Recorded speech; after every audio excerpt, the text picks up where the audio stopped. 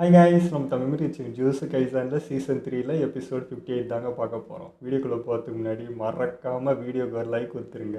ஏன்னா நான் ஸ்பீடாக சொல்கிறதுனால தான் நீங்கள் லைக் பண்ண மாட்டேன்றீங்களா? கண்ணாடி திருப்பினா ஆட்டோ ஓடும் அந்த மாதிரி சொல்கிறேன் சொல்லிட்டு நான் போதுமா? இதுக்கு மேலே என்ன பொறுமையாக எனக்கு சொல்கிறதுன்னு தெரியல. மறக்காமல் ஐப்பும் பண்ணிவிடுங்க. வாங்க வீடியோக்குள்ளே போயிடலாம்.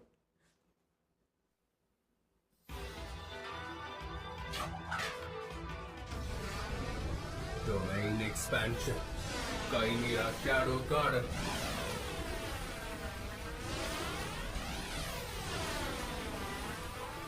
Repository technique. Hollow wicker basket.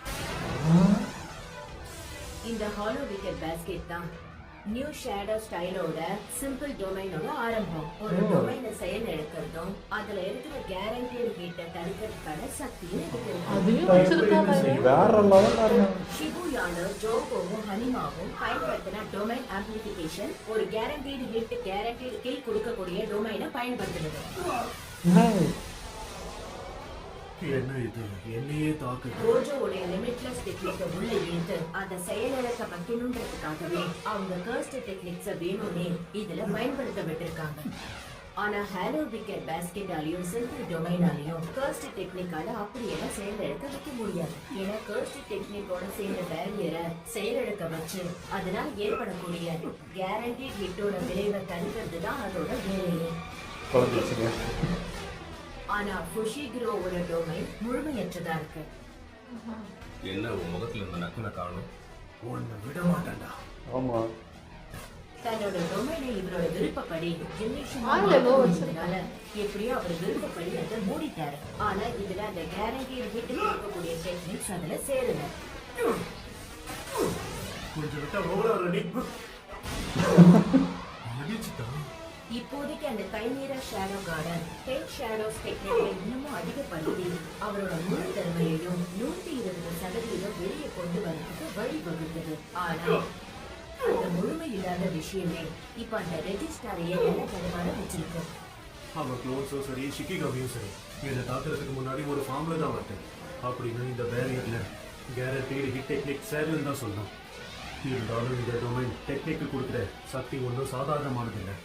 ஏன்னா இது சாதாரண கேரண்டீடு ஹிட் டொமைனை விட சக்தி வாய்ந்தது. ஏன்னா இப்போ மட்டும் அவன் எலிஃபெண்ட்டை வெளிக்கொண்டு வந்து என்னை தனிக்குள்ள முழுகிச்சுட்டான் அப்படின்னா எனக்கு இண்டிகேட் போட்ட மாதிரி நான் அவன்கிட்ட தோற்று போயிருக்கேன்.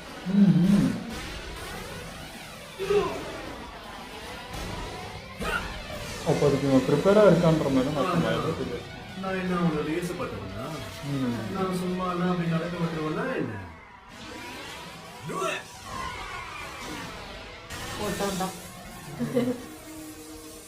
என்ன சோர்ந்து போயிட்டேன். ஓஹோ, அதான பார்த்தேன். என்னோட கர்ஸ்ட் எனர்ஜியை பயன்படுத்தி இவ்வளவு நேரம் என்னுடைய பிடியை பலப்படுத்த வேண்டியதா போயிடுச்சு. இல்லைன்னா உள்ள சிக்கி இருப்பேன். ஆனா இந்த டொமைனோட அடிபாகம் மொத்தமும் உன்னோட நிழல் தானே. உன்னையும் சரி மற்ற பொருட்களையும் சரி இதுக்குள்ளேயே ஒழிச்சு வச்சுக்கிற வசதி இருக்குல்ல. ஆனா எனக்கு ஒரு விஷயம் கிடைச்சது. என்ன தெரியுமா? உன்கிட்ட தான் பெருசா எந்த ஆயுதமும் இல்லை. ஏன்னா இது வரைக்கும் நீ ஒரே ஒரு கர்ஸ்ட் டூல தான் யூஸ் பண்ணிருக்க. ஒருவேளை அதுக்கு கொள்ளளவு கம்மியா இருந்துச்சுன்னா எப்படியும் நீ கொஞ்சம் இடத்த மிச்சம் வைக்கணுமோன்னு நினைச்சேன். இல்லைன்னா உன்னோட நிழலால இங்க இருக்கிற பொருட்களோட பாரத்தை நீயே சுமக்க வேண்டியதா இருக்கும்ல. என்ன நிஜம்தானே? நான் ரெண்டாவது சொன்னதான் நடக்குது போலயே. உன் டொமைன் டிசைனையே நான் உனக்கு எதிராக திருப்பிட்டேன் பாத்தியா? 3 கார்ஸ் உள்ள போட்டதுனால உன்னோட வெயிட் இப்போ கிட்டத்தட்ட 2.5 டன் அளவுக்கு இருக்கு. ஆனா உன்னோட க்ளோன்ஸான அந்த எடையை தாங்க முடியல பாத்தியா?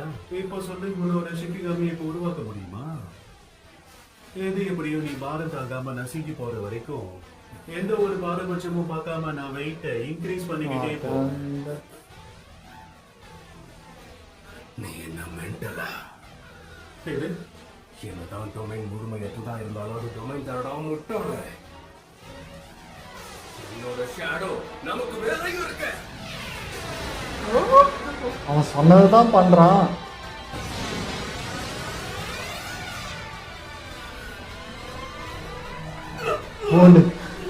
இப்போ யார் முதல்ல நசுங்குறாங்கன்னு பாத்துருவோமா?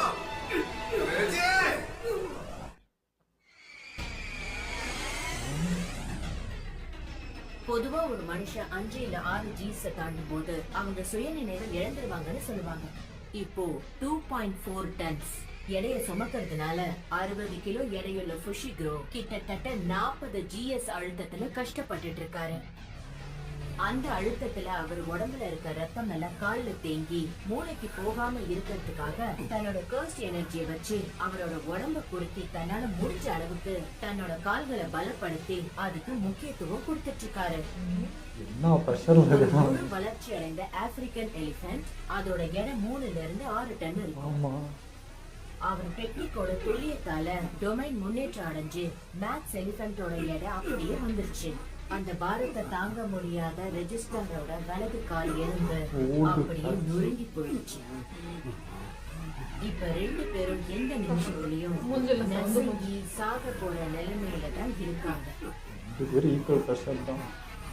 சொந்தப்பிட்டனே, எனக்கு ட்ரக்ஸ் ரிவர்ஸ்ல வச்சுதானே ஜெயிச்சிருப்பேன். என்ன பண்ணலாம்? பட்டிருந்தாலும் என் ட்ரம் கார்டுக்கு எதுவும் ஆகல.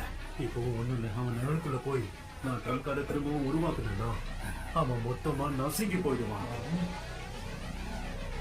இல்ல, அவன் டொமைனை கலைக்காமலே இருந்தானா அவன் நிழலுக்குள்ள இருக்கிற எல்லா பொருட்களுமே டொமைனை கலைக்கும் போது அங்கேயே மாட்டிக்கும். ஒருவேளை அவன் செத்தா அப்புறமோ வெளியிலேயே வர முடியாம நிழலே சிக்கிட்டனா என்ன ஆகும்? அவன் நிழல் எப்படி இருக்குன்னு கூட தெரியலையே. பார்க்க திரவ மாதிரி இருக்கு. என்னால சுவாசிக்க முடியல. போயிடலான்னு பாக்குறான். வருவாங்க. அதை விடுடா. அவன் நிழற்குள்ளே எடுத்துட்டா எனக்கு பெரிய பம்பா போயிடும். அதனால இந்த நிலைமையிலேயே எப்படியாவது என் ட்ரம் கார்டை எடுத்து அதை ஆக்டிவேட் Contractual recreation.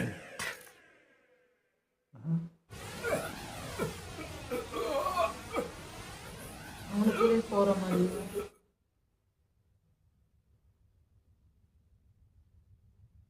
என்னடா நடந்துச்சு? உள்ளதான் போயிட்டான்.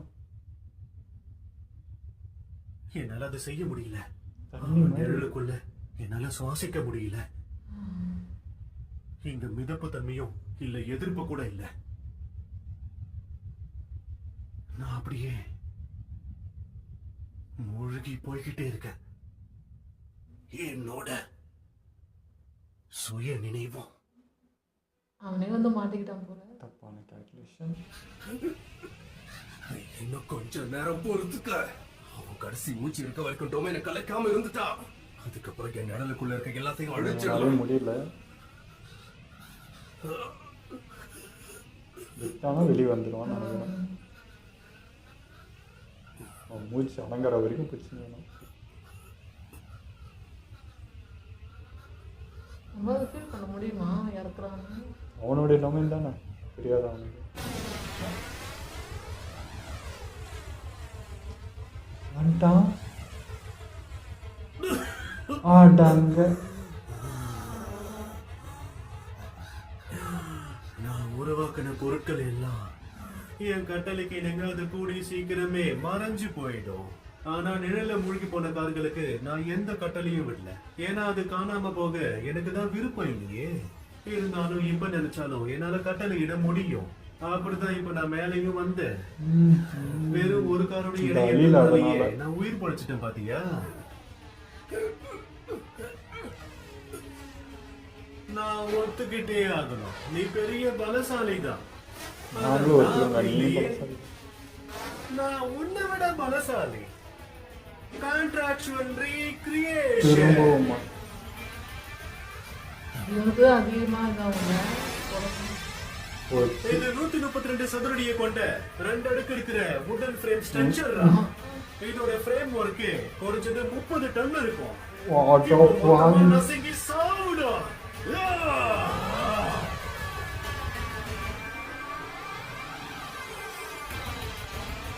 எவன வீடோ எடுத்து அடிக்கிறான்.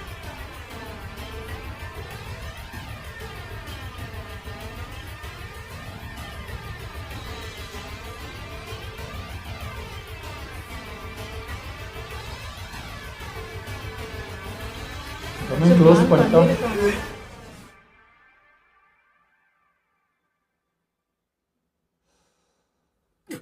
இவனே உள்ள போயிட்டான்.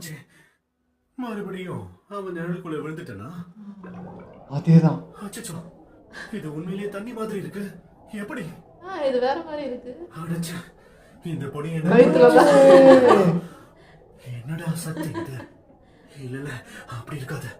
இது நான் சேர்த்த அந்த 2 அவன் டொமைனுக்குள்ளேயே போய் இது பண்றான். இந்த வாட்டி நான் உண்மையிலேயே முழுகிறனே. இப்ப நம்ம டெக்னிக்கை கலைச்சாதான் என்னால தப்பிக்க முடியும். எனக்கு இதுல பிடிச்சது அந்த உப்பு முட்டை மாதிரி ஏறி ஏறி உட்காந்துக்கிறது தான்.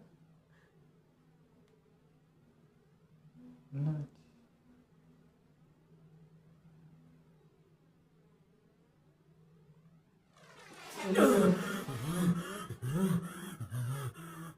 பார்த்தா நீ இன்னும் சாவலியா? கம்யூனிட்டி ஜிம்னசியம் ஆச்சே. இந்த பேஸ்மெண்ட்ல தான் ஹீட் அண்ட் ஸ்விம்மிங் பூல் இருக்கு.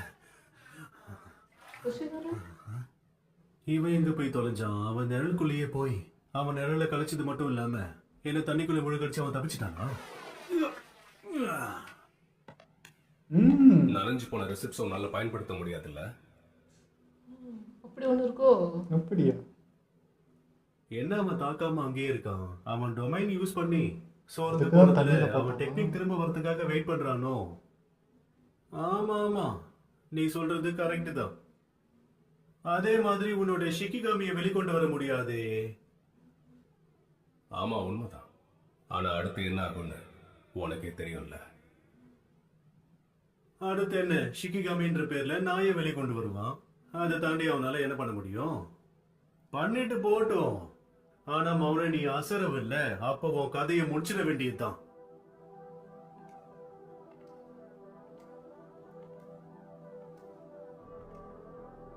பேசாம எங்களோட சேர்ந்துடுறேன். இவ்வளோ பவர் வச்சுன்னு செத்துறாரு.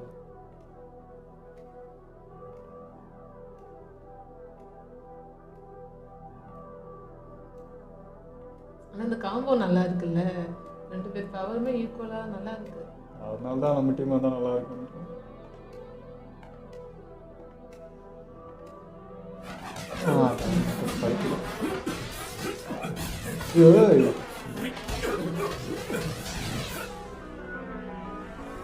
என்னாச்சு?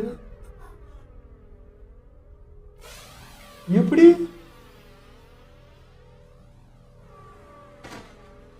ஆனா இந்த டீமன் டாக்ஸ் எதுவா இருந்தாலும் அதை தடுத்து நிறுத்திடும். அப்ப இந்த மந்திரவாதிங்க எல்லாமே வெறும் பொய் தானா? ஏங்க எப்போ அட்டாக் ஆச்சுன்னா கண்ணுக்கு தெரியலங்க. இப்படி குறுக்க வந்துட்டு போச்சானா அதுவும் அவ்வளோதான்.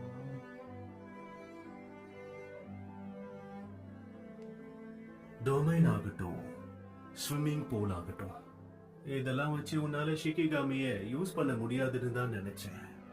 நீ ஏன் ஒண்ணு ஜிம்னாசியம்குள்ள வரல? அதுவா என்ன கவர்ந்து இழுத்து இருக்கு. அதுவும் உன்ன மாதிரி ஒரு சாதாரண மாடர்ன் சோசரால என்னை தோக்கடிக்க முடியும்னு நான் கொஞ்சம் கூட யோசிச்சு பார்க்கல. நான் என்னதான் இங்க இருந்து தப்பிக்கணும்னு நினைச்சாலும் நோயவால ஒரு ஆளை தூக்கிட்டு பறக்க முடியாது.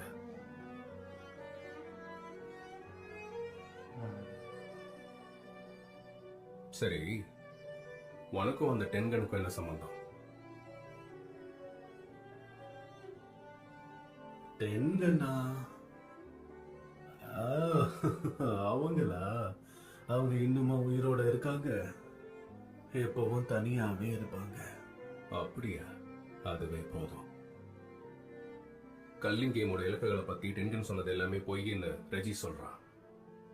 ஒருவேளை டென்கனும் கெஞ்சுக்கும் ரகசியமா ஒண்ணு சேர்ந்து அவங்களோட உண்மையான இலக்கை பத்தி பொய் சொல்லிருக்காங்கன்னு தோணுது. ஆனா அவரை பார்க்கும்போது அப்படி இருக்க வாய்ப்பு இல்லைன்னு தான் தோணுது. என்னடா பயமுறுத்துற? கோகானே, என்கிட்ட இருக்கிற பாயிண்ட்ஸ் எல்லாத்தையும் அவன்கிட்ட ஒப்படைச்சிடு. ஓகே. ரெஜிஸ்டாரோட 41 பாயிண்ட்ஸ் உங்களுக்கு கிடைச்சிருக்கு. இப்ப என்ன திட்டம் போடுற? ஒத்துருக்கலாம். இதுக்கு மேல திட்டம் போட என்ன இருக்கு? சாகறதுக்கு முன்னாடி திட்டம் போடுறது தப்பா? நான்லாம் சும்மா கும்பல்ல ஒருத்தன் தான். கெஞ்சுக்கும் எனக்கும் எந்த ஒரு சம்பந்தமும் கிடையாது. அப்படி காட்டிக்கிட்டா சுவாரஸ்யமா இருக்கும்னு தான் நான் அந்த மாதிரி காட்டிக்கிட்டேன். ஆனா அதுவே என்ன கவர்த்துருச்சு. நீ பெரிய ஆளுதான், என்னையே போட்டு தள்ளிட்டியே. உன் விதி உன்கிட்ட விளையாடும். அதுக்கேத்த மாதிரி விளையாடிட்டு நீ கடைசியில ஒரு முட்டாளா செத்துப்போ.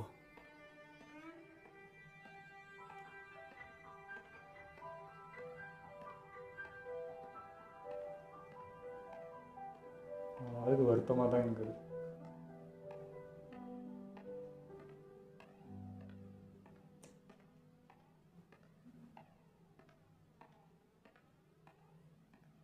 உங்களுக்கு இப்போ இன்னும் 5 பாயிண்ட்ஸ் கிடைச்சிருக்கு.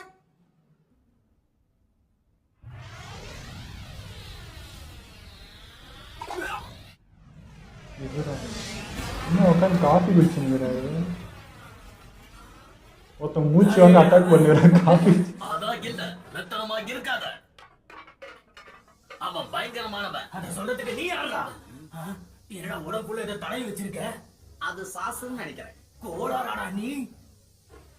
அட டேய், இது உண்மையிலேயே சாஸ் தான்டா. இவனை என்ன பண்றதுன்னே தெரியலையே. இப்போ இவன் துணி துவைக்கிற மாதிரி தோச்சு 5 வாட்டியாவது கொண்டு இருப்போம். அப்படி இருந்து இவனுக்கு எதுவுமே ஆகுது. எப்படி? பேசிட்டு இருக்காங்க. அண்ணா என்ன தானே பண்ணுறது? அவனுக்கு இருந்த காயம் கூட இப்ப ஆறி போயிடுச்சு. ஆனா அதே நேரத்துல இவன் ரிவர்ஸ் கர்ஸ் டெக்னிக்ஸ் யூஸ் பண்ண மாதிரியும் தெரியல. எவன் பைத்தியம் முடிக்குது. அது நோக்கி ஐயா, உனக்கு என்ன வேணும்? நம்ம ரெஜிஸ்டர் இருக்காரு இல்லையா, இறந்துட்டார். அவர் போய் இறந்துட்டாரு. என்ன போயிட்டான்? அந்த ஆளுக்கு என்ன இருக்கு? அவனுக்கு என்னன்னா எனக்கு என்னடா, நான் வீட்டுக்கு போறேன். ஓகே ஓகே, போய் பல்லு விளக்கிட்டு நல்லா குளிச்சிட்டு வந்துடுறேன்னா. ஐயோ வந்துட்டு இந்த பாயிண்ட் எடுக்க சொன்னாங்கய்யா. போறதுதான் போறேன். அப்படியே உன் பாயிண்ட்ஸ் கொடுத்துருப்பாங்க. என் பின்னாடி வராது. அன்னைக்கு என்ன பண்ணி உன்கிட்ட அடி வாங்கினதுக்காவது கொடுத்துருப்பாங்க. என்னய்யா கெஞ்சினி? டக்காபாவுடைய கர்ஸ்ட் டெக்னிக் ஒரு காமெடியன்றதுனால அவரை பொறுத்த வரைக்கும் எல்லாத்தையுமே ஒரு நகைச்சுவையா தான் பாப்பாரு. இந்த டெக்னிக்கு கோஜோவை எதிர்க்கக்கூடிய சக்தி இருக்கு. எதா? ஆனா பாவம் அந்த டக்காபாவுக்கு அவருக்கு இருக்கக்கூடிய சக்தி அவருக்கே தெரியல. இது வேறையா? அதான் ஒரு சீரியஸாக எடுக்க மாட்டேன்றாரு. அது கோஜோ எதிர்க்கிறாரோ போறாரு. எனக்கு எதுவும் புரிய மாட்டேங்குது. பெரியவள ஆனதும் தான், ஆனா எனக்கு எதுவுமே விளங்க மாட்டேங்குது. உனக்கு நீ எவ்வளோடி வளர்க்குறது வந்து தெளிவாக சொன்னால. ஆண்கள் எல்லாருமே ஓநாய்கள் மாதிரி நான் கேள்விப்பட்டிருக்கேன். ஆனா நான் இப்படி குழம்பி போய் சுத்துறதுக்கான காரணமே அந்த ஓநாய்கள் தான். அது யோசிக்க ஆரம்பிச்சதுனால ஒருவேளை அந்த ஓநாய்கள் மட்டும் எல்லாத்தையும் கவனிச்சிருந்தா நான் எதை நினைச்சு இப்படி குழம்பி வேண்டிய அவசியம் இல்ல. ஏன்னா நான் தான் பார்க்கவே ரொம்ப அழகா இருக்க பொண்ணாச்சே.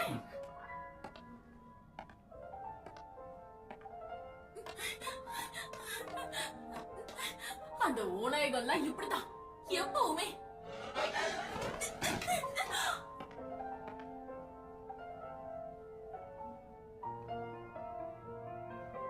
என்னை விட்டுடுங்க மெகுமி.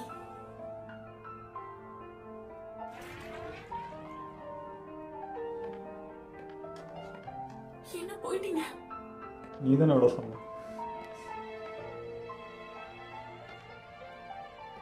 இந்த மண்டைக்கு இப்பயாவது என்ன பிஞ்சா நல்லா இருக்கும். என்னால முடியல, சுத்தமா முடியல. எனக்கு ஃபுல்லாக போச்சு. கொண்டது சாதாரண அது இல்லையே.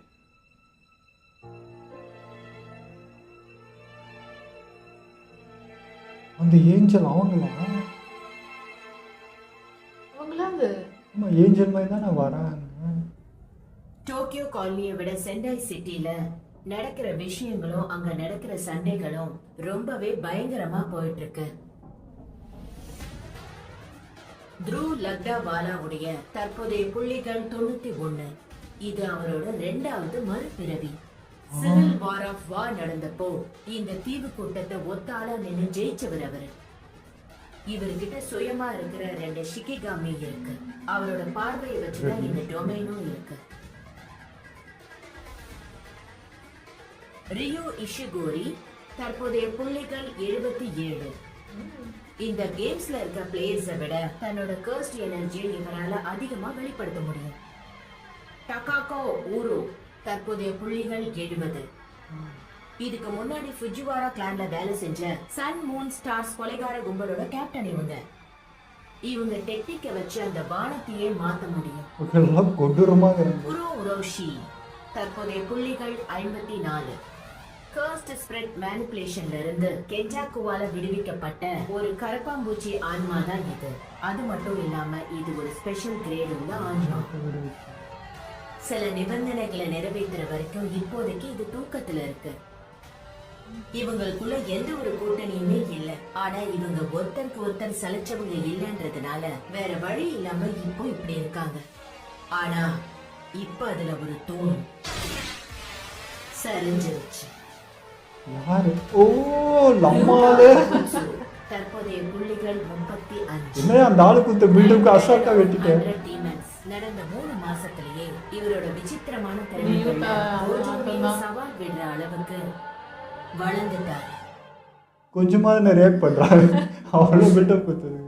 இன்னைக்கு எபிசோட் ஆனால் கொஞ்சம் வருத்தமாக தாங்க இருந்தது. அவன் அந்த பேப்பர் டெக்னிக் அவன் வந்து எப்படி சொல்கிறது, நல்லவனா கெட்டவனா ரியாலிட்டியில் எப்படி ஒன்றும் நமக்கு தெரியாது. ஆனாலும் இப்போ பார்க்குறதுக்கு ஒரு மாதிரி தான் இருந்தது. அப்படி அவ்வளோ பவர்ஃபுல்லான ஒரு ஆள் வந்து நம்ம போன எபிசோடே நானும் சொன்னேன், எனக்கே ஆசையாக இருக்குது அந்த மாதிரி ஒரு பவர் இருக்கிறதுக்கு அப்படின்னு. ஏன்னா வாழ்கிறான் அந்த ஆள் அப்படின்ற மாதிரி இருக்குது. பணக்காரெல்லாம் பார்த்து அவனை பொறாமப்படுவான். அவன் நினச்ச சைலாம் என்ன வேணால் பண்ணலாம் அப்படின்ற மாதிரி. பவரும் சூப்பராக இருந்தது. நம்ம குஷிகரவே இந்த அளவுக்கு ஆட்டம் காண வச்சுருக்கானா அவ்வளோ பவர்ஃபுல்லான ஆள் தானே அப்படின்ற மாதிரி இருந்தது. நம்ம கூட சேர்ந்துட மாட்டானா அப்படின்னு ஒரு கட்டத்துக்கு மேலே ஏக்கம் வர ஆரம்பிச்சிச்சு.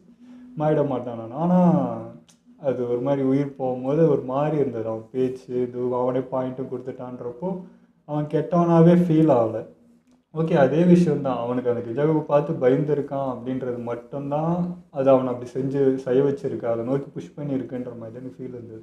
மற்றபடி அவன் ஒன்றும் பெருசாக எதுவுமே தெரில. ஆனால் வேறு வழி இல்லை, இங்கே கொண்டாச்சு. ஆனால் அவன் சாவரவே பார்த்தீங்கன்னா என்ன சொல்கிறது, ஒரு வஞ்ச பகிர்ச்சி மாதிரி தான் இருந்தது. நீ எதுவுமே பைத்தியார மாதிரி தான் சாவ போகிற அப்படின்னு சொல்லிட்டு இது பண்ணுறப்போ அவன் எல்லாத்துக்குமே ப்ரிப்பேர் ஆகிடுறான் முன்னாடி. இப்போ குஷிகரவு தான் எல்லா டெக்னிக்காகவும் முன்னாடியே அனலைஸ் பண்ணிட்டான், செஞ்சுட்டான். இருந்தாலும் இவன் என்னென்னமோ பண்ணிட்டான் இன்றைக்கி. அவனோட டொமைனில் என்னென்னமோ செஞ்சான் இன்றைக்கி. எல்லாமே புதுசாக இருந்தது பார்க்கறதுக்கு. ஸோ அது வேறு லெவல் ப்ரெஷரும் தாங்கினான், எல்லாத்தையும் அசால்ட்டாக முடிச்சுட்டு போயிட்டான்.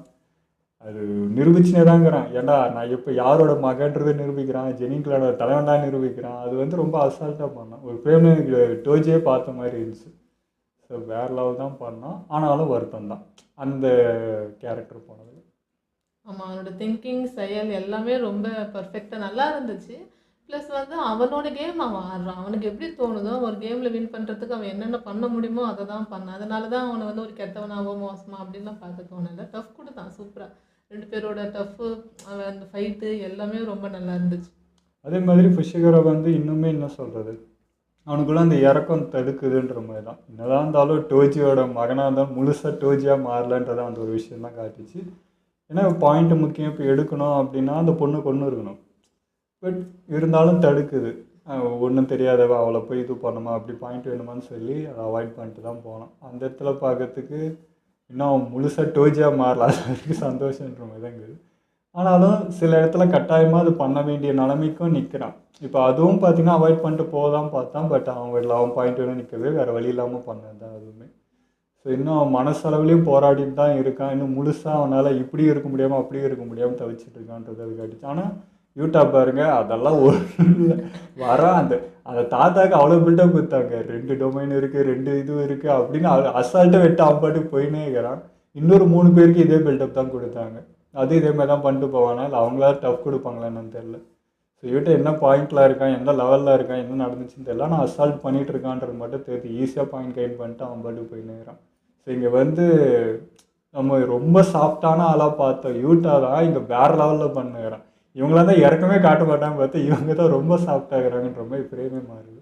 இல்லைங்க, ஏதோ பாயிண்ட் சொன்னாங்க, 35 ஏதோ ஒரு பாயிண்ட் சொன்னாங்க யூட்டா இது பண்ணும்போது. அதான் இப்போ இந்த ரூல் போட்டதுக்கு யூட்டாக்கும் சம்மந்தமே இல்லாத மாதிரி தான் இருந்தது. ஏன்னா இவங்க யாரும் பாயிண்ட்ஸ் வந்து அவங்கள கொடுக்கவே போகிறதில்ல. அவனாக வெட்டி 5 பாயிண்ட்டாக எடுத்துகிட்டு இருக்கிறது தான் வேலையாகவே இருக்கும். ஸோ புஷிகாரை எடுத்த பாயிண்ட்டுக்கு அவன் வரத்துக்கே இன்னும் 2 பேர் கொள்ளணும் அப்படின்ற மாதிரி தான் இருந்துச்சு. ஸோ பார்க்கலாங்க, வேறு லெவல் தான் போயிட்டுருக்கு. அங்கே ஒருத்தன் ஃபயராக ஃபைட் பண்ணிகிட்ருக்கான் அப்படின்ற மாதிரி தான் இருந்தது. எனக்கு அந்த இவங்க புஷிகரை வந்து காப்பாற்ற வந்தது அந்த ஏஞ்சல் அவங்களாக தான் இருக்கணும். ஏன்னா ஏஞ்சல் மாதிரி தான் ரக்கையோடு வந்தால் நம்ம கண்ணுக்கு இன்னும் ஏஞ்சல் தான் தெரியும். இவங்க பேசுனது ஏஞ்சலில் ஒருத்தி இருக்கான்னு சொன்னது அவங்க தான் வந்த மாதிரி இருக்குது. பார்க்கலாம், நம்ம தேடி போகிறத விட அவங்களே வந்துட்டாங்கன்ற மாதிரி இருந்துச்சு. அதுவும் நல்லதுக்காக கெட்டதுக்காக அவங்க என்ன இதுன்னு தெரில, அதுவும் பார்ப்போம்.